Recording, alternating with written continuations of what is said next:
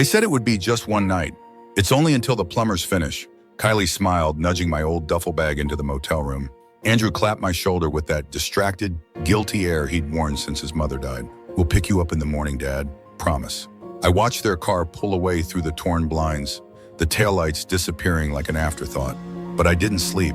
Something about the way they avoided eye contact, how my wallet had accidentally stayed in Andrew's car. My bones felt it before my mind did. Something was off. The room smelled like stale smoke and mildew, with a TV bolted to the dresser that flickered when I tried the remote. I didn't even bother unpacking. I'd only brought a weekend bag, a few essentials, one change of clothes, my medications, and the thick envelope of documents I never left the house without. At least I had that. Eleanor's birth certificate, deed to the house, bank statements. I kept them in a zippered pouch, a habit from decades ago, when I learned never to trust anyone with the paperwork of your life.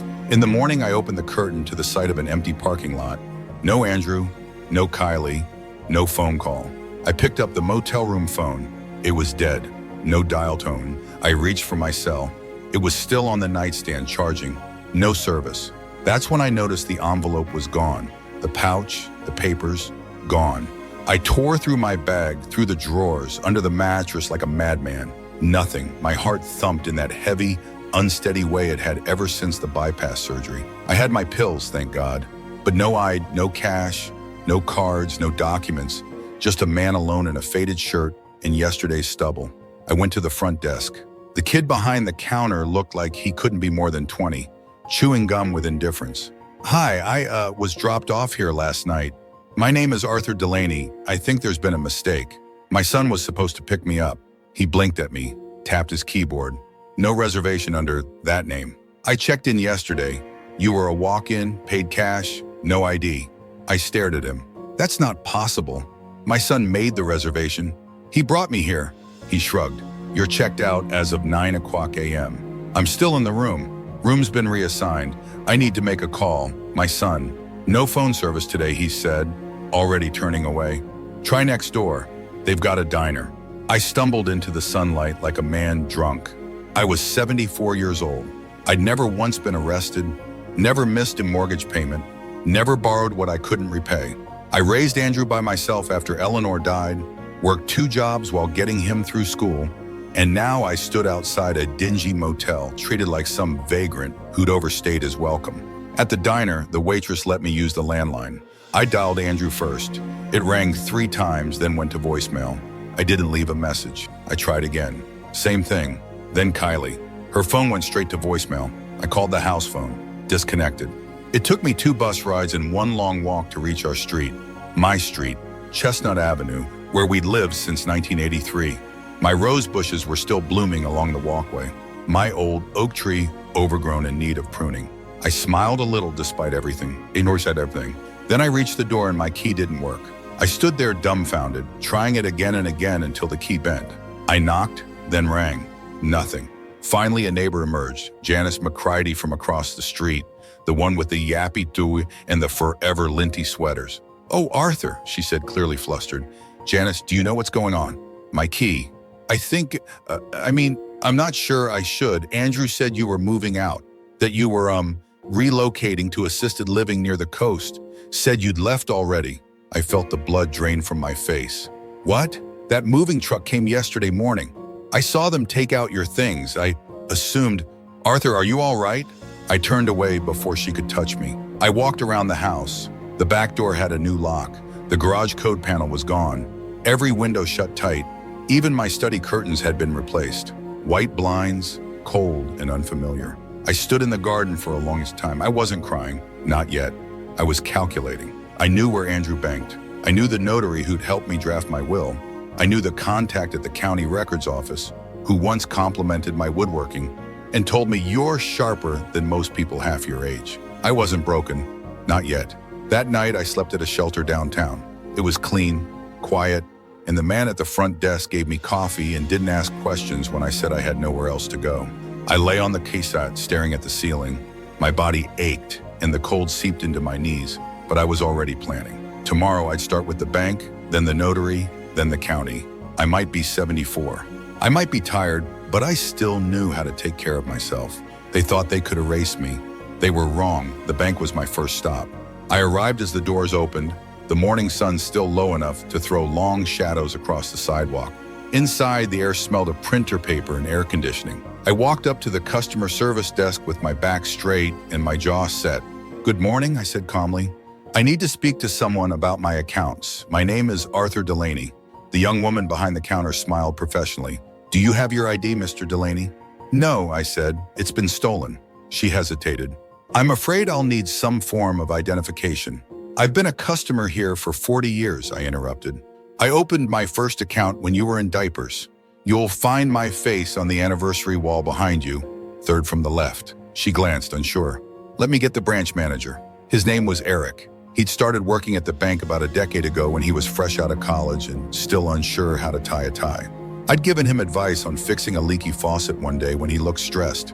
And ever since he'd called me Mr. D with a fondness that felt genuine. He came out from behind the frosted glass office, his smile faltering a little when he saw me.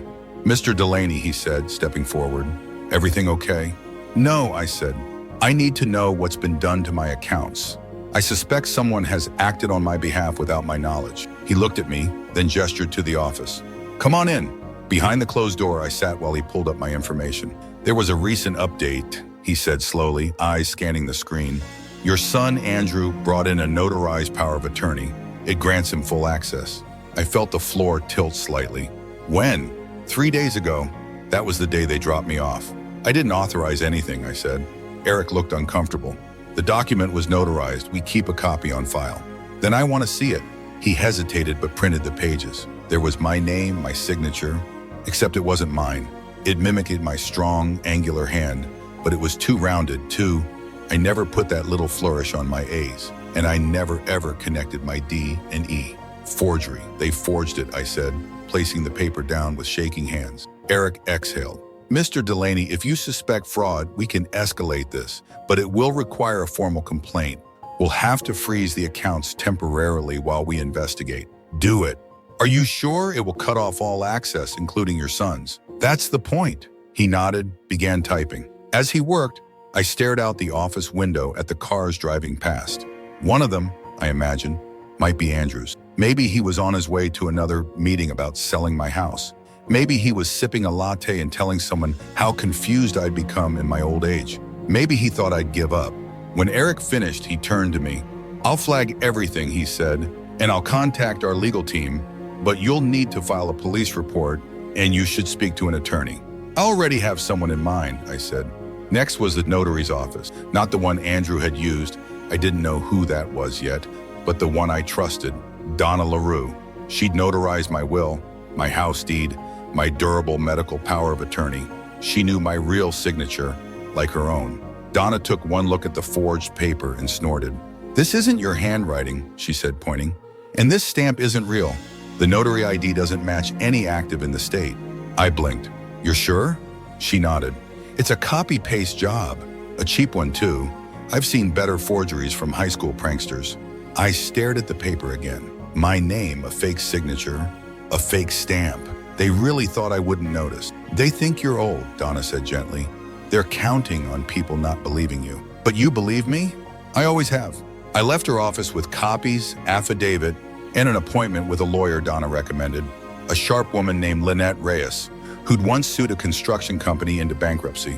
But by the time I reached the county building to check on the house deed, I was starting to feel the weight of it. My body ached, my legs throbbed. I hadn't eaten all day. Still, I went in. I gave the clerk my name. She typed, clicked, frowned. "There was a transfer filed yesterday," she said. "Property reassigned under joint ownership, Arthur Delaney and Andrew Delaney." I closed my eyes. "Was there a witness?" "Yes." "Was I present?" The clerk looked uncomfortable. "I'm not allowed to say, sir, but you can file a contest. You'll need to speak with the assessor and submit documentation. Then give me the forms." That night, I slept in a shelter again. A different one this time, quieter. A volunteer offered me a cup of soup. I drank it slowly, letting the warmth spread into my hands. They thought I'd crumble. They thought I'd be too old, too confused, too tired to fight. But they forgot who I am. They forgot I raised a son, built a life from scratch, balanced checkbooks when every dollar mattered, stood in line at the DMV with a sick child on my hip and a bag of groceries in the other arm.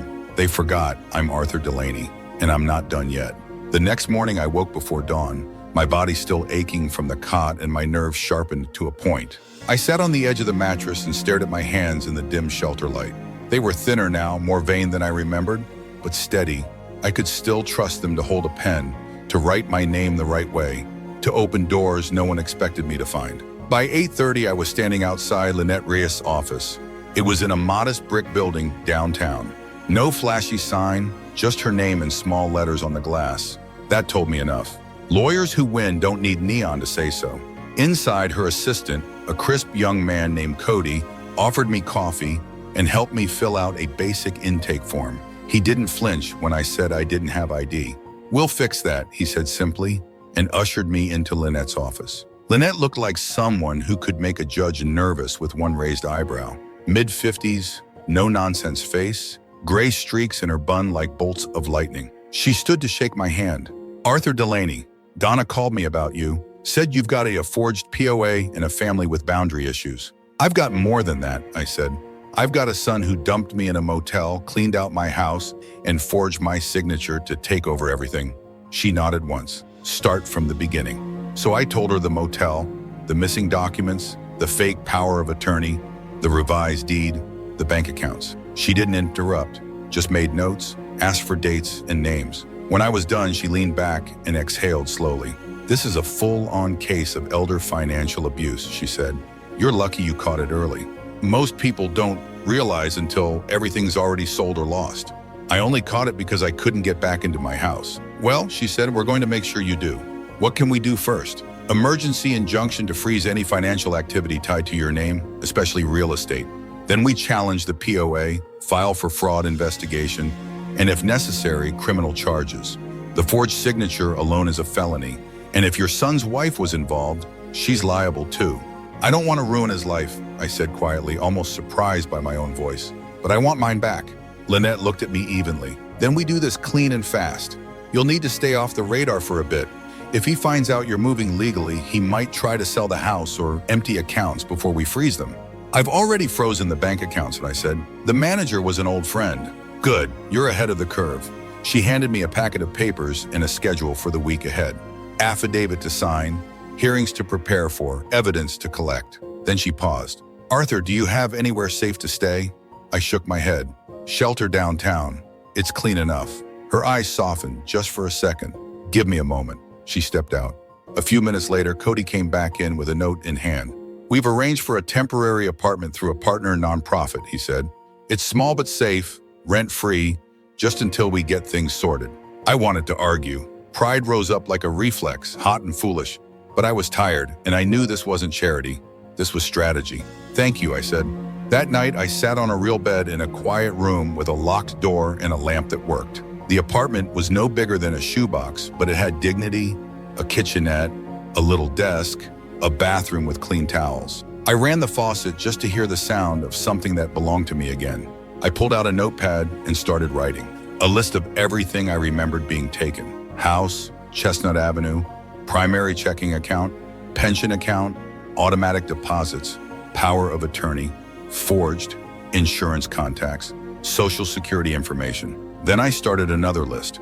People who believe me: Donna, Eric at the bank, Lynette, myself. That last name, I circled it twice. The next day, Lynette filed the emergency injunction. We had a hearing date, but until then, I needed to prepare.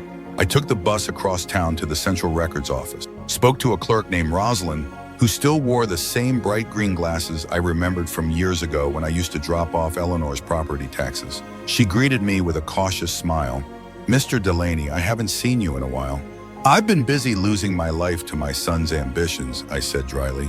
"I need any records of deed transfers from the last 10 days. She didn't ask questions, just printed them out and quietly slid them across the counter. There it was in ink and county seal. A new deed listing Andrew Delaney as joint owner based on voluntary transfer and agreement. My signature looked clean. Too clean. Rosalind leaned in. He came in with a woman, blonde, maybe mid-30s, seemed nervous. Signed fast. "Kylie." I thanked her and left. At the pharmacy, I paid in cash for a week's supply of my medication. That part scared me the most. Not the legal fight, not the house, not even the money, but the idea of waking up one morning with nothing in my bloodstream to hold my body upright.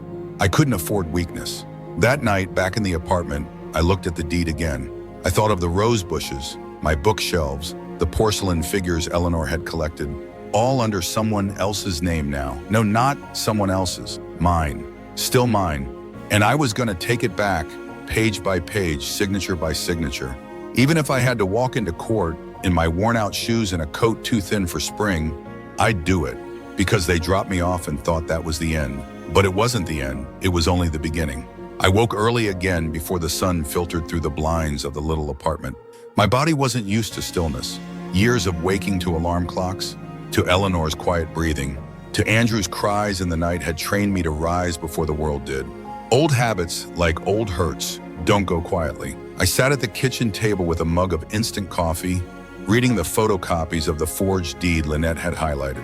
Voluntary transfer. That word voluntary burned hotter than any betrayal. There was nothing voluntary about being abandoned in a motel without money or phone access. Nothing voluntary in watching your life repackaged under someone else's name. Lynette had scheduled our first court date, just a motion hearing to freeze the house deed to stop Andrew from selling it. It was next Thursday. That gave us 5 days. I spent those days collecting evidence. First, I went to the moving company. It wasn't hard. There's only one major outfit in our part of town. The girl behind the counter was wary at first, but when I explained who I was and what I needed, she softened. "Your son said you were already in assisted living," she said, tapping her keyboard. "Said you'd signed everything over." He lied.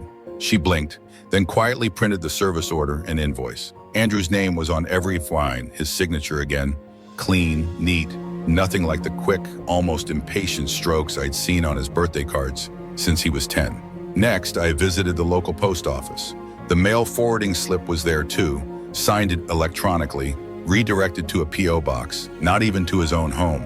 He said it was temporary, the clerk explained. Didn't mention you at all. Each lie stacked on the next like kindling. I wasn't angry anymore. I was precise. There's a difference. Lynette met me that Friday afternoon to go over what I'd found. She was pleased. "This paints a pattern," she said.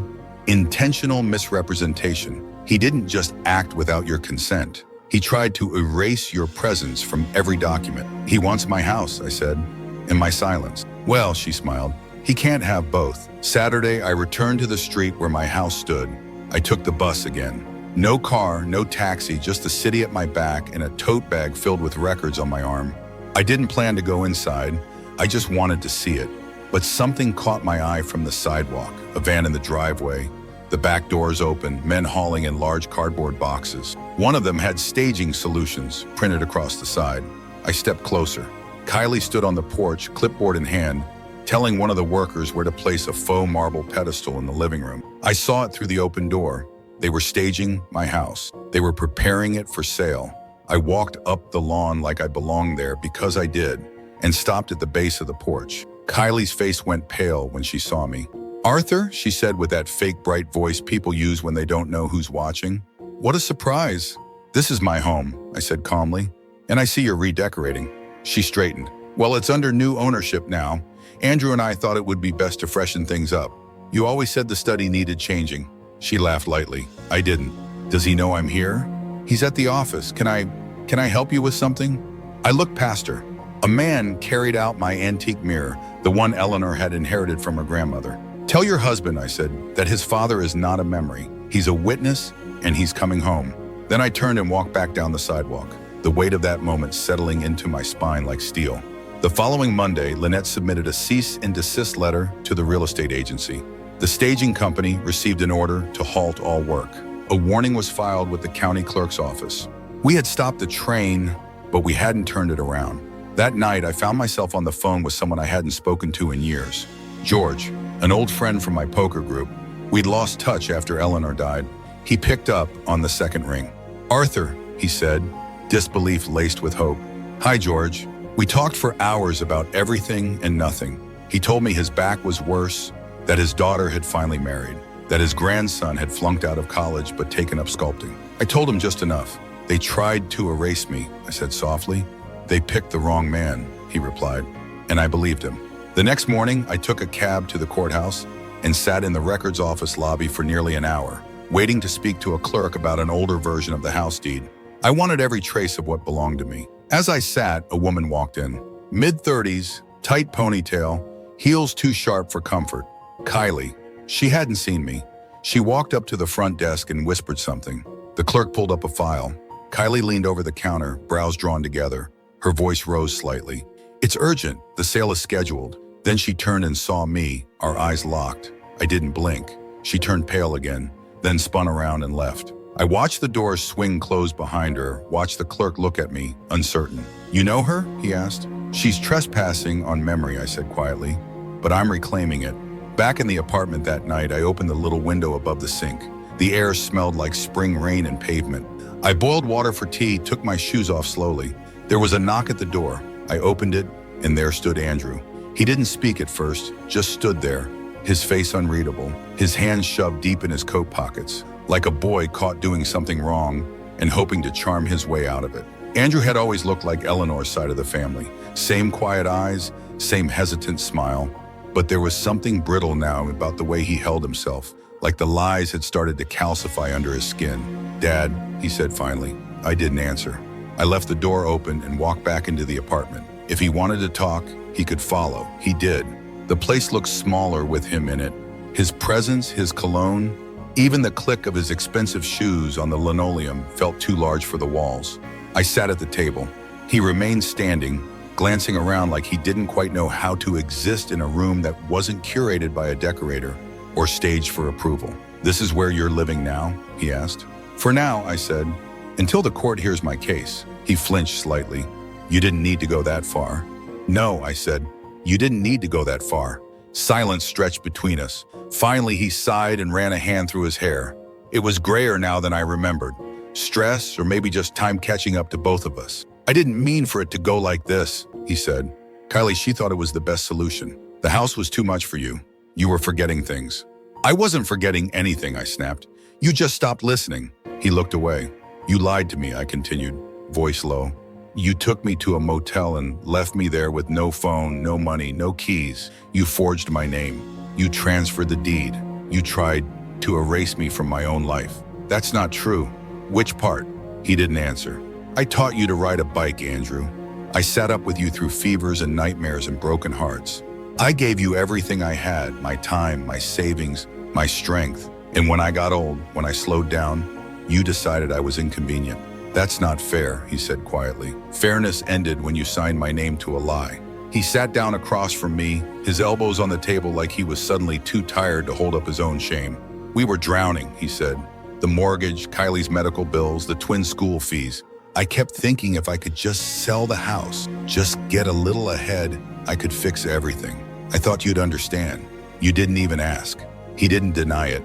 He just stared at the chipped mug in front of him as if it held the answers. "Dad, I know it was wrong. I do. But can't we fix it quietly without dragging everything into court?"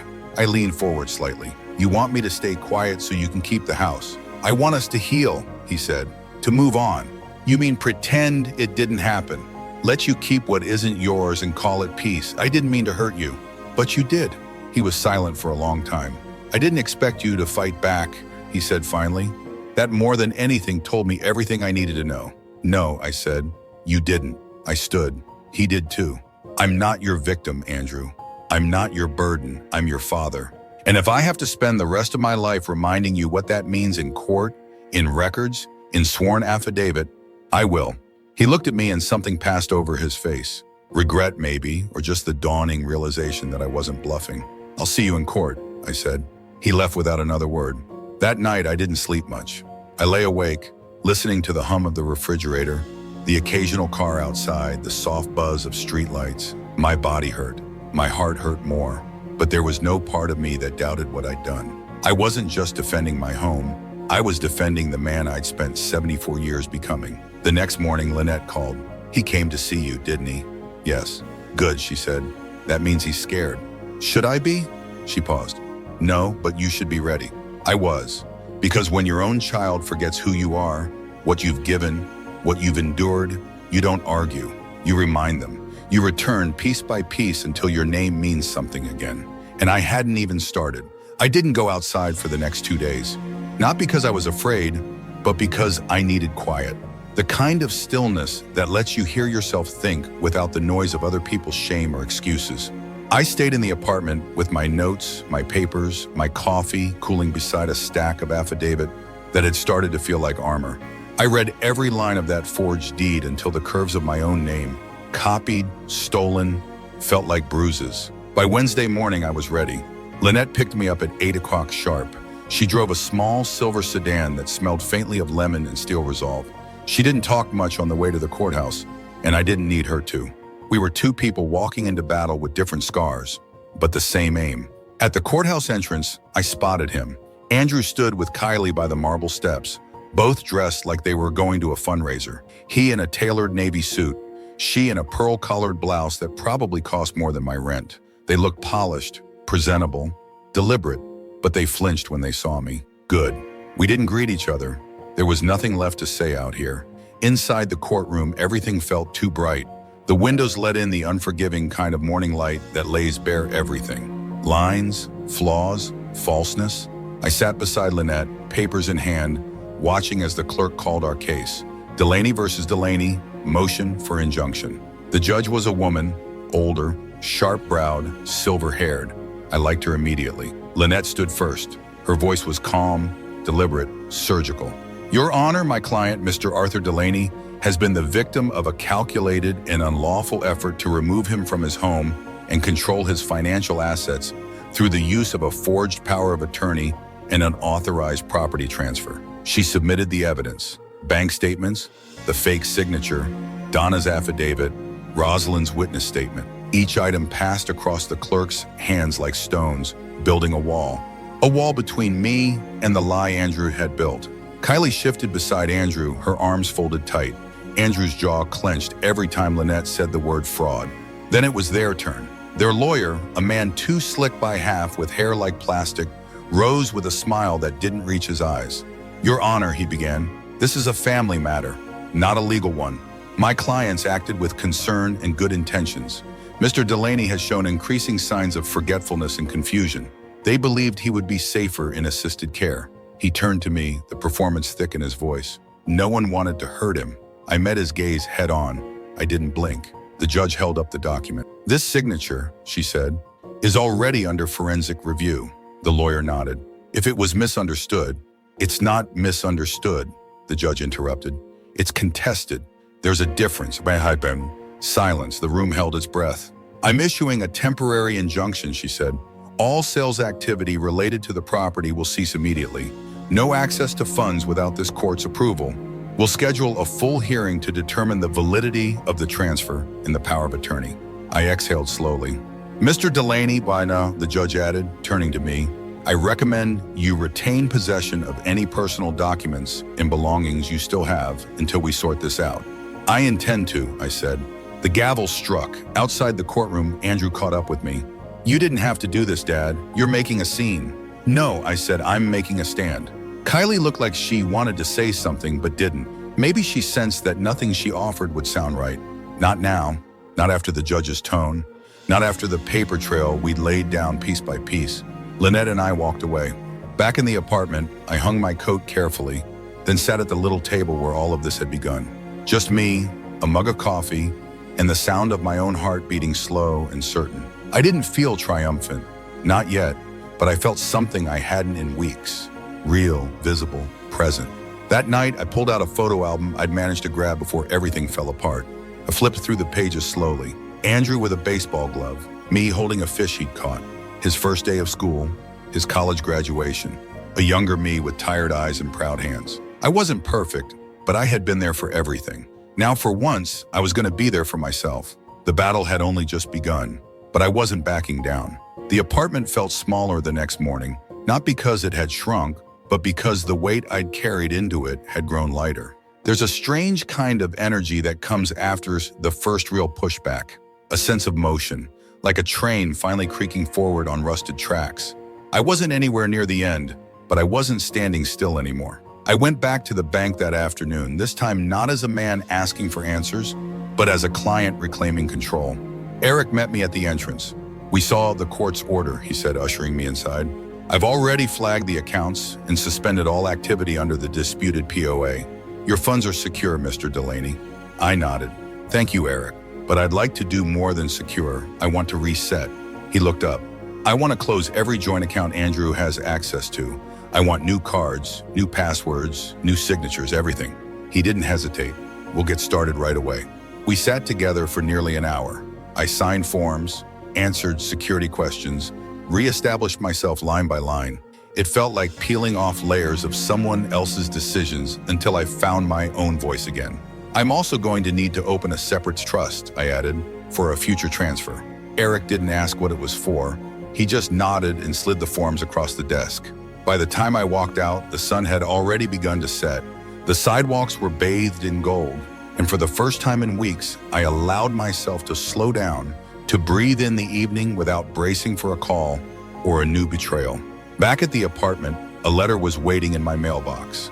Typed envelope, no return address. Inside, a note folded neatly. Dad, please call me. We need to talk. Things got out of hand. No signature, but I recognized the handwriting. Andrew's, smoother than it had been in college, but still his. Still trying to sound calm when things cracked. I placed the note on the counter. Did he want to apologize or just to negotiate? Was he scared of losing the house or of losing me? The next morning, I went to see Donna. She'd agreed to help me draft a formal statement for the court. Something personal, from my own words, describing what had happened. Her office was warm with the smell of paper and cinnamon candles. I liked that she kept it cozy. Professional didn't have to mean cold. I brought notes, I told her. She smiled. I'd expect nothing less. We sat together for hours, shaping my words into something legal. Not just emotional, not just outrage, but truth. When we finished, she looked up at me. This isn't just about getting your house back, is it? I shook my head. It's about my name, my voice, my place in the story. Donna nodded. Then you're already winning. Later that day, Lynette called. They've filed a response, she said. They're claiming your memory is impaired, that you consented but forgot. They've attached letters from 2 doctors, none of whom have treated you. My throat tightened. Can they do that? They can try, she said, but they'll have to prove it in court. And I've already lined up a neurologist willing to evaluate you independently, someone reputable. Good. They're grasping, Arthur. That's what this is. I stared at the envelope on my counter again, the unsigned note. They're scared. Yes, Lynette said. And when people are scared, they get sloppy. Let them. That evening, I received another visitor. This time it wasn't Andrew. It was the twins. I opened the door, and there they stood. Emily and Ben, my grandchildren, 19, barely adults, eyes full of confusion, and something else I couldn't quite name yet. Hi, Grandpa, Emily said, hesitating. We heard what's going on, Ben added. They came in, sat awkwardly on the couch, glancing around the room like they were visiting a museum exhibit. I made tea, because what else does one do when a broken branch of family reappears? We didn't know, Emily said, about the house, about the motel. Dad told us you were moving, that it was your choice. He said you were tired, Ben added, that you wanted to be closer to the coast. I smiled without warmth. And you believed him. They both looked down. We should have checked, Emily whispered. We're here now, Ben said. I sat across from them, studied their faces. The same stubborn jaw Andrew had as a boy. The way Emily wrinkled her nose when she was nervous. What happens now, Emily asked. I fight, I said simply. In court, in records, with everything I have left. Ben looked like he wanted to ask more, but didn't. When they stood to leave, Emily hugged me, tentative at first, then tighter. You don't deserve this, she said. I know, I replied. They walked out into the evening, just 2 kids caught between love and loyalty. And maybe, just maybe, that was the first crack in the wall Andrew had built around the truth. As I closed the door behind them, I whispered the same thing I told myself in the mirror that morning. They forgot who I am, but I haven't. The day of the psychological evaluation came with rain. Not a downpour, just that steady whispering drizzle that paints the streets in gray and makes everything feel slower. I stood in front of the mirror longer than usual that morning, brushing my hair, smoothing my shirt, checking the buttons on my cardigan twice, not because I needed to impress anyone, but because I knew how this worked. The narrative wasn't about truth, it was about perception. Arthur Evelyn Monroe greeted me at her office door. She was in her early 60s with kind eyes and a voice like velvet, warm but precise. I liked her instantly. I've reviewed the petition your attorney submitted, she said as we sat across from each other. I understand there are concerns about your cognitive function. I gave a tight smile. Apparently, remembering a forged signature and recognizing your own name makes people nervous. She smiled back. Let's just talk. And we did. For over an hour, she asked questions about dates, names, my medications, my past, current events. I recited all the US presidents backwards, starting from Biden, listed my childhood addresses, explained compound interest. We discussed my weekly routine, my financial choices, my sleep habits. Halfway through, she paused and said, "You seem more grounded than most people my age." "I raised a son through 2 recessions and a mortgage crisis," I said. "You don't get through that by being foggy." She laughed, not condescendingly, genuinely. When it was done, she handed me a small printed card. "You'll receive a formal report in a few days, but I can tell you this much now. You're more than capable. Whatever they're suggesting, it won't hold in court." I nodded. "Thank you. I'm sorry you're going through this," she said softly. "I'm not," I replied. "Not anymore." Later that afternoon, Lynette called. She already had word from Dr. Monroe. "I'll submit the preliminary findings first thing tomorrow," she said. "They tried to preempt it with another letter from an out-of-state psychiatrist who's never met you." Desperate?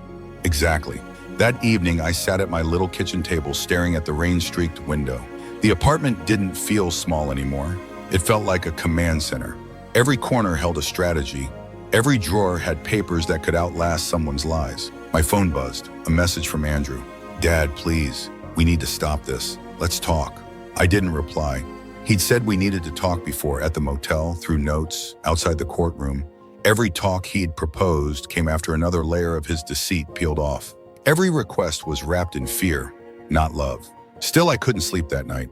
Not because I doubted myself, but because I was grieving something no one else could see.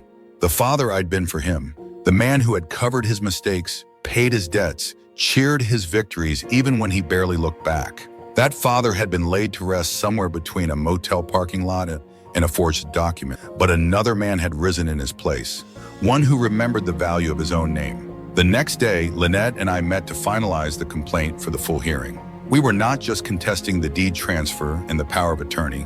We were pressing charges: fraud, financial abuse, elder coercion. She listed out, ticking them off like groceries. "We'll start with civil, but if the DA picks it up, there could be criminal charges too." I nodded. Then I handed her something I hadn't told her about before. It was a copy of a check I'd written to Andrew 2 years ago.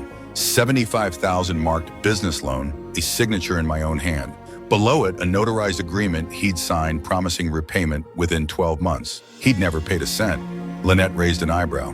"Why didn't you mention this before?" "Because I thought I was being a good father," I said. "Turns out I was just being used." She slipped the check into the folder. "This helps, shows a pattern. This wasn't a one-time mistake. It was a slow bleed." That night, I got another visitor. Not Andrew, not the twins, Kylie. She knocked softly like she didn't want to be heard by herself. I opened the door but didn't step aside. "Arthur," she said, voice shaking slightly. "Can we talk?" "Only if it's not about how things got out of hand." She looked down. "Andrew's losing sleep. The kids are scared. He's not himself." "Then maybe he's finally meeting the part of himself that he left behind." She didn't smile. "I didn't want to do it this way." "No," I said, "you wanted it quiet. No scandal. Just one more signature from the old man you thought would stay quiet." "I thought you were tired," she whispered. "I thought you wanted rest." I wanted respect. Silence. "I can't make him stop," she said. "But maybe I could help." I crossed my arms. "Why?" "Because I don't think you'll stop, and part of me doesn't want you to." I studied her face. There was something true in it. Not redemption maybe, but recognition. She pulled something from her purse. A flash drive. "These are the emails, the documents, the communication with the staging company. I kept backups just in case." I took it. "You'll have to testify," I said. "I know." "Against your husband." "I know." She turned to leave, then paused. "He thought you'd go quietly." I didn't respond. She walked away. I locked the door and stared at the flash drive in my hand. Tomorrow I'd open it, but tonight I'd sit with the knowledge that the tide had shifted again. He thought I wouldn't fight. He thought I'd fold. But I'm still here, and I am not done. I waited until morning before plugging in the flash drive. There was power in that choice. Not rushing, not reacting, just waiting calmly on my terms. I brewed tea, took my pills, and opened the blinds to let in the pale light of another cloudy morning. Only then did I sit down at the little desk, open my laptop, and slide the drive into the port. It loaded slowly, like something reluctant to reveal its truth.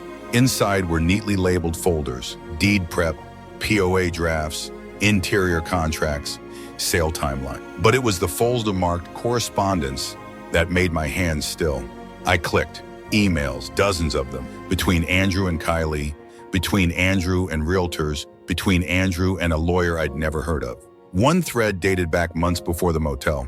Subject line: Dad's assets. Urgent. I scrolled. If he gets difficult, we'll say he's confused. His memories have been slipping anyway. The key is to stay ahead of him. We can have the papers notarized in advance. He doesn't need to be there. Just get someone who will stamp. Once he's settled somewhere else, we'll change the locks. Make it seem like it was his decision all along. I sat back in the chair, the screen still glowing. I wasn't just pushed out, I was planned out. And now I had proof. I printed everything. Every email, every timeline, every contractor receipt with Andrew's signature, every date that lined up with the lies he'd fed me. Then I picked up the phone. "Lynette," I said, "we're going to war." She didn't ask questions. "Bring it in. I'll prep the exhibits." That afternoon, we submitted an amended complaint to the court: intentional deception, fraudulent notarization, asset concealment, and breach of fiduciary duty under the false POA. The judge, Lynette said, would be hard-pressed not to move it toward criminal referral. When I left her office, the sky had cleared. Not metaphorically, literally. Blue stretched wide overhead for the first time in what felt like weeks. The city, rubbed clean by the last days of spring rain, shimmered in sunlight. I walked 2 blocks to the cafe where I used to take Andrew when he was little. He liked the sugar cubes. I always gave him 2.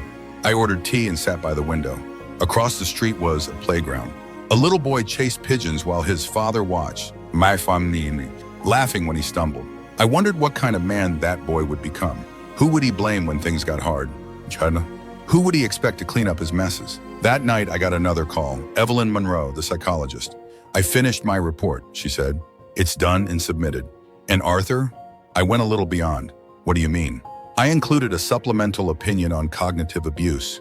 Based on your history, your independence, and the timeline, it's clear to me that your son used manufactured concern as a weapon." I was quiet. "Most people don't fight back," she added. "They're too afraid of losing what little they have left. But you're not most people." "No," I said, "I'm not." The next day, the court clerk called. The hearing date was moved up. Kylie's testimony had triggered an acceleration of process, especially with the emails now part of the official record. "They're rattled," Lynette told me. "I want them in the room when I speak," I said. "You'll have that." Over the next 2 days, I barely slept. I rehearsed my statement, rewrote it, practiced it aloud. I looked in the mirror and read it to my own reflection. Not dramatic, not sentimental, just facts, steady and sharp, like the truth should be. On the day of the hearing, I wore my Navy suit, the one they thought I'd be too old to care about. I put on Eleanor's wedding ring. It had been passed down, not handed over like something disposable. The courtroom was packed. A few reporters, a few spectators. I didn't care who they were, I only watched Andrew.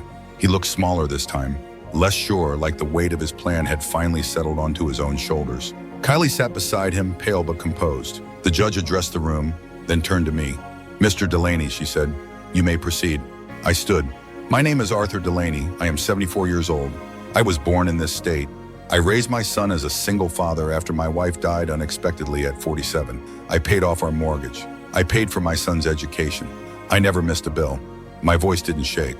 "I was removed from my home under false pretenses. My accounts were accessed using a forged power of attorney. My house was listed for sale without my knowledge. I was labeled confused, too old, too slow to notice. But I noticed. I held up the papers. I noticed everything. And I am here today to make it clear. I do not give permission. I do not give silence. I do not disappear." The room was so quiet I could hear the click of the judge's pen when she set it down. Lynette stood. "We rest your honor." The judge nodded. "We'll reconvene in 3 days with a ruling." We left the courtroom in silence. Outside in the hallway, Andrew caught up to me. "You've made your point."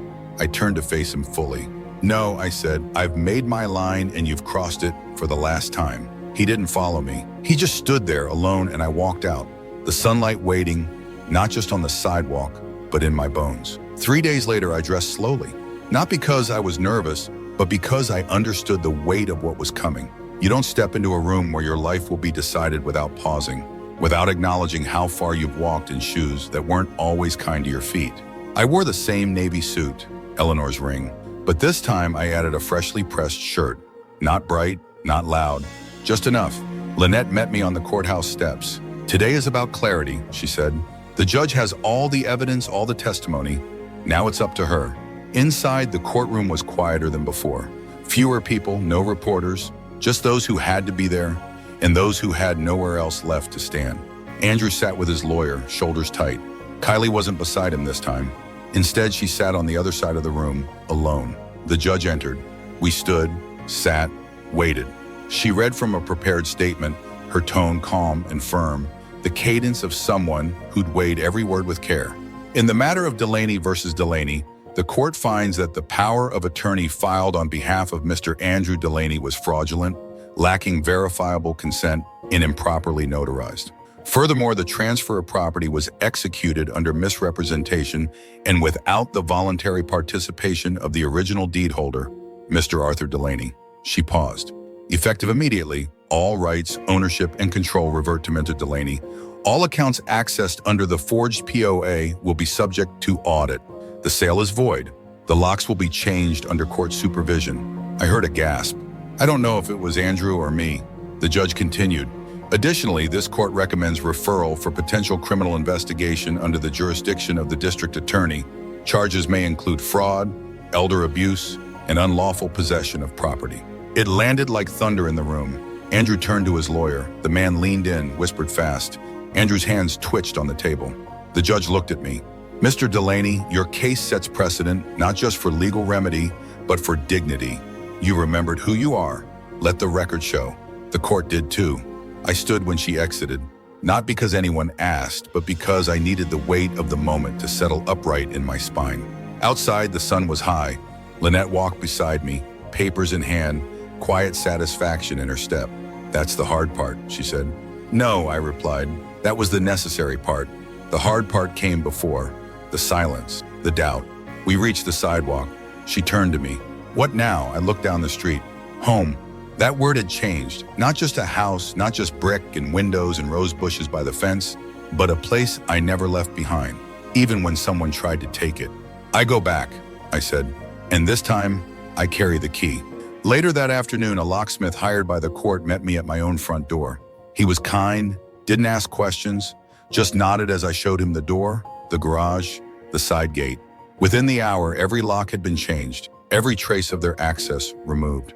I stepped inside, dust on the floor, a faint scent of staged furniture polish, but it was still mine. The couch was gone, so were the curtains, but the floorboards creaked in all the right places, and the sunlight hit the kitchen tiles like it always had.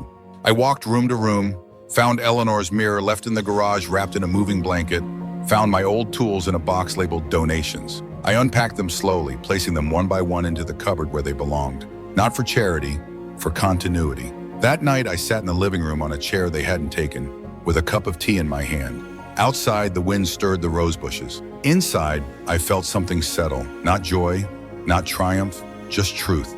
I hadn't won everything, but I had reclaimed myself, and that, I realized, was enough.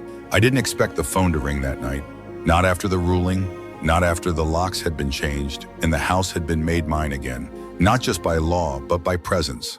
I had turned on every light, opened every cabinet, and let the silence know I was home. Silence doesn't always mean peace. Sometimes it just means no one's listening. So when the phone rang, I almost didn't answer, but I did. "Hi, Grandpa." Emily's voice, small but steady. "Hello, sweetheart." I heard, "It's over." I glanced around the living room. Boxes still sat in corners. My feet ached from walking on cold tile all day. But yes, it's over. A pause, so I'm glad, she said. "I didn't know what to do before. I still don't." "That's all right," I told her. "You don't have to know. You just have to be honest. I want to come see you." "You can." She exhaled like she'd been holding her breath all week. "I'll bring Ben if that's okay." "Of course," she hesitated again, then quietly. "I'm sorry for not asking questions sooner. You were told not to." Another pause. "He told us you were losing it, that you forgot things, that you were better off. He needed you to believe that," I said, "so he wouldn't have to explain what he was doing." "Do you hate him?" That stopped me. I thought about the motel, the bank, the forged documents, the the look on his face when he realized I wasn't going to disappear. "No," I said, "but I no longer excuse him." The line went quiet and then Emily whispered, "That makes sense." We set a time for the next afternoon. When they arrived, I was in the garden, clipping dead blooms, turning the soil. My hands were dirty and my knees ached, but the sun was warm, and I welcomed it like a guest I hadn't seen in months. They walked up the path slowly, Ben taller than I remembered. Emily with her arms folded like she wasn't sure if she was allowed to unfold them. "You can come in," I said.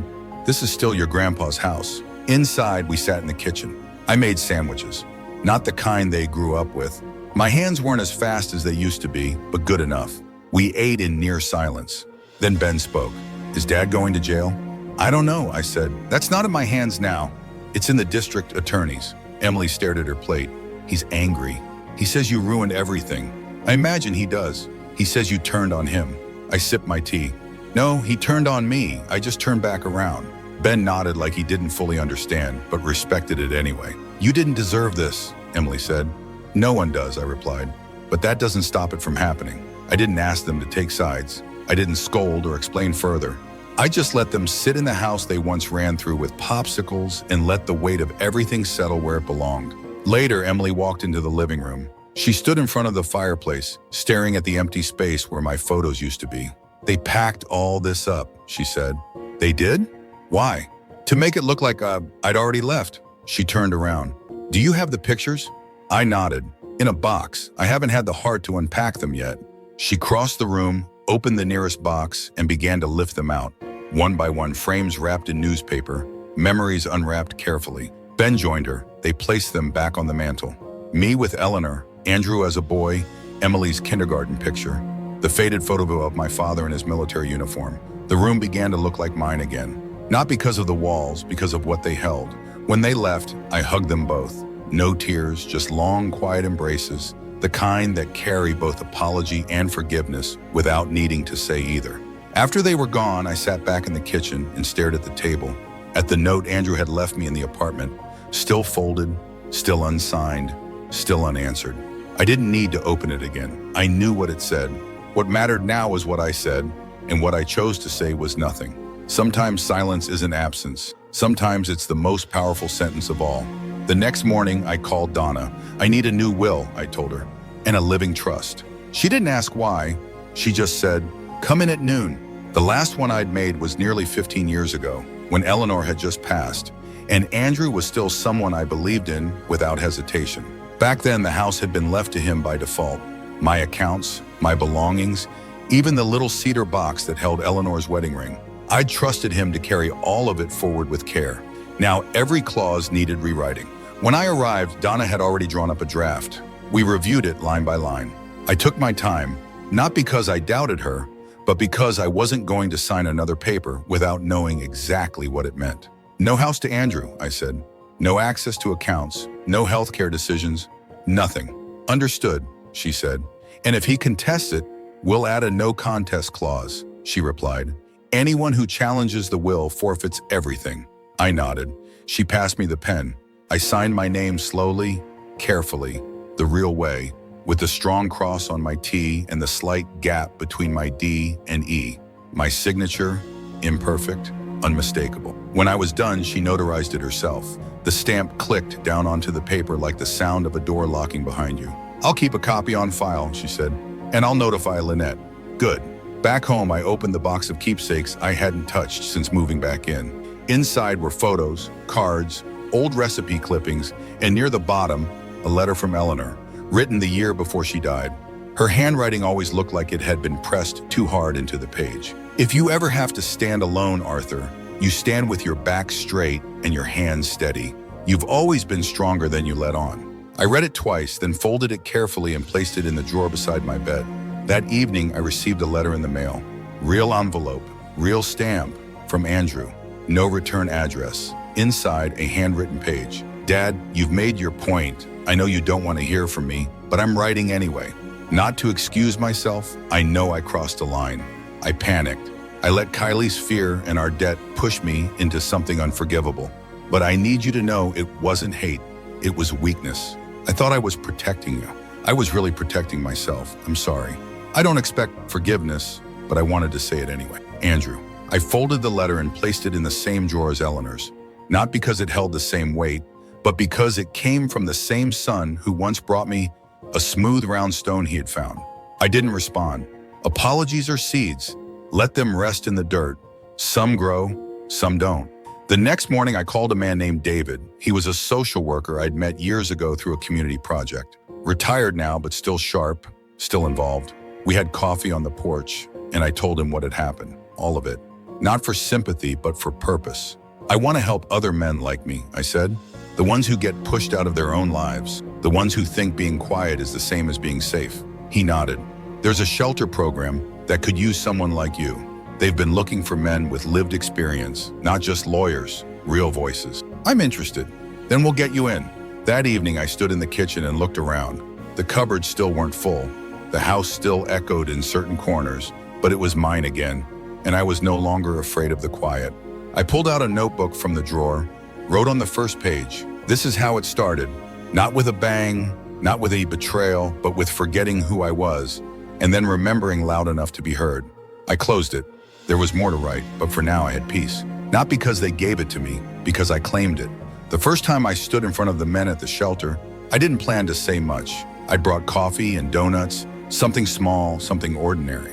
The staff introduced me simply. "Arthur's here to share his story, if he's comfortable." I wasn't sure I was, but I stood anyway because I remembered what it felt like to have no one look you in the eye, to be seen as a problem, not a person. There were 9 men in the room, different ages, different faces, but the same tiredness in the shoulders, the same caution behind their eyes. I didn't begin with the motel. I began with the house. I lived in that house for 39 years, I said. My son was raised there, my wife died there. My garden bloomed every spring. It was mine. They watched me silent, waiting. And then one day someone decided I didn't need it anymore. I told them everything, slowly, plainly. No drama, no embellishment, just the facts.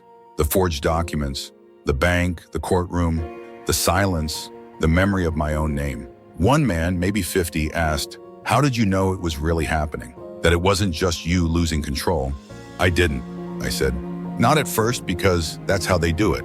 They take your confidence first, then your keys." They laughed quietly, bitterly, but they understood. "I got it all back," I said. "What everything I lost, but everything I needed." When I left that day, one of the staff members caught my hand. "They're going to ask for you again. You know that, right?" "I'm not a speaker," I said. "No, but you're a mirror, and they haven't seen themselves clearly in a long time." That night, I sat in the living room with a blanket over my knees and the old photo albums spread out around me. I paused at one page. Andrew at 7, missing teeth, grinning in front of a Lego tower we'd built together. I remembered that afternoon. He'd called it Delaney Tower and insisted it would last forever. It collapsed the next morning when the cat jumped on the table. I turned the page. Emily holding a spoon bigger than her face. Ben dressed like a robot. Their innocence was still intact, still reachable. I knew that now, and I knew something else. This wasn't the end of a story. It was the beginning of my own. Not the one I gave away as a father, not the one I managed for others as a husband, but the one I wrote myself, finally and without apology. A week later, I returned to court, not for my case, but for the DA's announcement. Formal charges, fraud, elder financial abuse, forgery, and misrepresentation. Andrew didn't look at me in the hallway. Kylie did. She gave a slight nod. She would testify. They said the emails, the flash drive, her witness statement, all of it confirmed. She wasn't innocent, but she was cooperative. That mattered now. I didn't speak at the press table. I didn't need to. The law was speaking for me now. Lynette met me outside afterward. They might offer him a plea deal, she said. Will it keep him from doing this to someone else? Yes? Then let it happen. She studied me for a long moment. You're different. No, I said, I'm finally the same on the outside as I've always been inside. That afternoon, I went to the hardware store, bought paint. Soft blue for the kitchen, pale green for the hallway. Something clean, something new. The young man at the register offered to carry it to my car. I let him. You doing all this yourself? He asked. I've done harder things, I said. And I had. Back home, I changed into old clothes, opened the windows, and started rolling color over the walls. One strip at a time, one layer at a time, covering what had been, preparing for what would be. The paint dried slowly. Each morning, I'd walk through the house with a mug of tea and touch the walls with my fingers. Not to check the finish, but to feel the shift. The way a room changes when it becomes yours again. The way silence can finally sound like peace. I took my time with the rest, rehung the curtains, planted basil in the window box, called the roofer about the leak I'd ignored for years, always thinking someone else would handle it. Now I wanted the responsibility, wanted the choice.